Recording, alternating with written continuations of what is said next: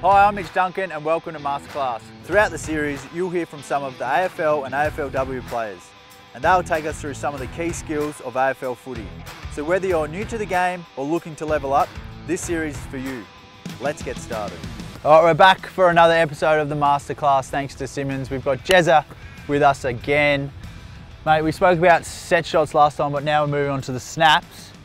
What's different about a snap compared to a set shot? For me, I like the 45. This is probably one of my favourite spots on the ground to kick a goal from. 45-degree angle, about 35 metres from goal. So. There's the trademark squeeze of the Sharon. He was on world record pace at the start of last year. First 8 games, he was kicking them for fun, and have a look at that finish, Jeremy Cameron. They're probably a little bit more difficult, but if you put in a lot of time and practice, then you can master it pretty easily. It's interesting you say it's more difficult, but you find a lot of players these days doing it more often.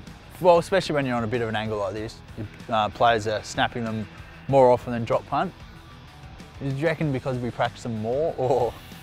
Well, they're definitely more fun to kick than a traditional set shot, but it does from this angle, I think, open up the goal face. So we talk about that a bit at the footy club, opening up the goal face, kick it out there and let the wind and just the angle of the ball do the work. So this is how I hold it, and it's probably a lot different. I'm a left footer, of course. It's probably a lot different to what a lot of people do. Some people like the traditional under the ball hold. I think Stevie J was big on that. So having a grip under the ball, you can get that angle of drop spot on. So, but however, in saying that, I'm actually on top of the footy, so I like to guide it that way, and I've found that more comfortable for me. Do you are you holding the ball? Because even just for me doing that, like, I'm actually I can't not, really so hold it. You're just fully guiding it. I'm holding it with the other hand, and I'm guiding it with the top. So if I was to take away that bottom hand, I've got no control at all, and a few coaches probably wouldn't like that, Mitchell. But that's just the way I've done it, and I said this in the other episode, you just got to go with what you're comfortable with. So we've got a man on the mark here, and we usually have, is it 5 or 10? I think it's 10. I think it's 10 metres. Seems to be getting closer. Do you feel like they have an impact when you're kicking, or are you even thinking about them? You're just back in your routine. How many steps do you take before you kind of kick it? There is a few things, and the angle is probably the biggest thing for me. So, like you said, we've got a man the mark here. You've got to give yourself enough space from that guy. There'll be another guy 10 metres away here. He's going to close you from the front. So that can be the intimidating one. But if you go through your routine, it's really only 2 or 3 steps and you're kicking the footy. So he shouldn't, for me, that's just 1-2 kick. And he shouldn't play a part. He won't get there.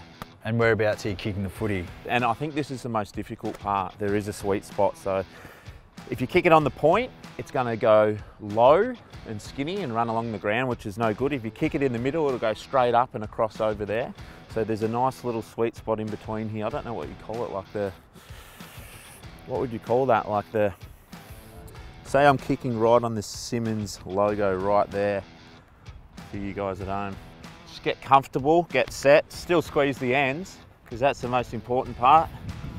And then I'm normally on top of the footy, get the angle right, pointing towards the centre circle. 1,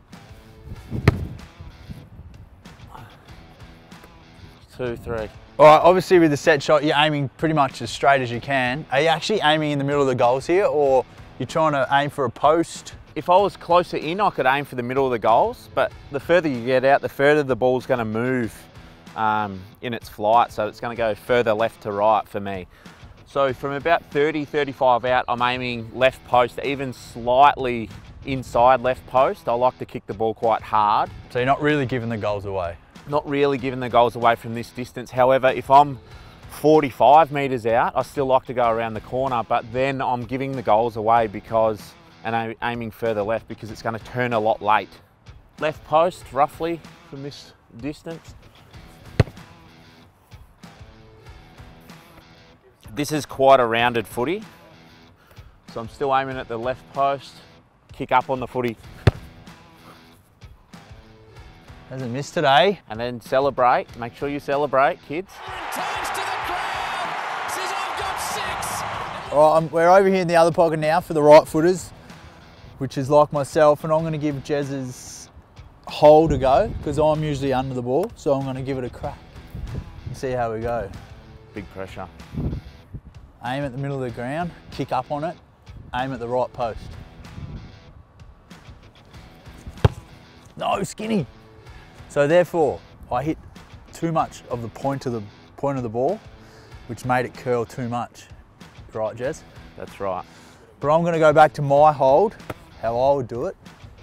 So everyone's got different techniques, and this comes back to just practicing what feels comfortable for you.